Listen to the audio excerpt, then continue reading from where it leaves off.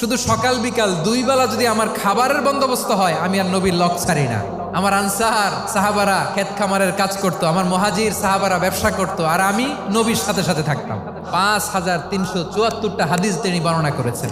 সবচেয়ে বেশি হাদিস বর্ণনাকারী সাহাবী আবু হুরায়রা রাদিয়াল্লাহু তাআলা আনহু। বিড়ালের বাবা কি করতেন? খালি হাদিস মুখস্থ করতেন। হাদিস প্রিজার্ভেশনের কাজে বিশ্বনবী ওনাকে কাজে লাগিয়েছেন। উনি একদিন বলেন, ইয়া রাসূলুল্লাহ আসমাউ মিনকা কাসীরান ফালা আহফাজু। নবী, অনেক কথা শুনি, আমার মনে থাকে না। বিষ্ণু বললেন, তাই তোমার চাদরটা বিছাও। আবু হুরায়রা বিছালেন। বিশ্বনবী হাত বুলায় দিলেন। এরপরে অনেক হাদিস বর্ণনা করলেন। আবু হুরায়রা বলে, তারপর থেকে বিশ্বনবী যাই বর্ণনা করে আমি শুনি আর একটাও ভুলি না। এখন সুবহানাল্লাহ। বিশ্বনবী ওনাকে নবীর এই যে লক্ষ হাদিস প্রিজার্ভেশনের এই দায়িত্ব দিয়েছেন সাইয়েদনা আবু হুরায়রা রাদিয়াল্লাহু তাআলা আনহুকে। আপনারা কি খেয়াল করেছেন কত বড় চৌকস ট্যালেন্ট হান্টার ছিল আমার নবী? এক একজনের এক এক ট্যালেন্ট, এক একজনকে এক এক দায়িত্ব দিয়েছেন, এক একজনের প্রতিভাকে এক একভাবে বিকশিত হওয়ার সুযোগ দিয়েছেন। আওয়াজ করে বলেন ঠিক কি না?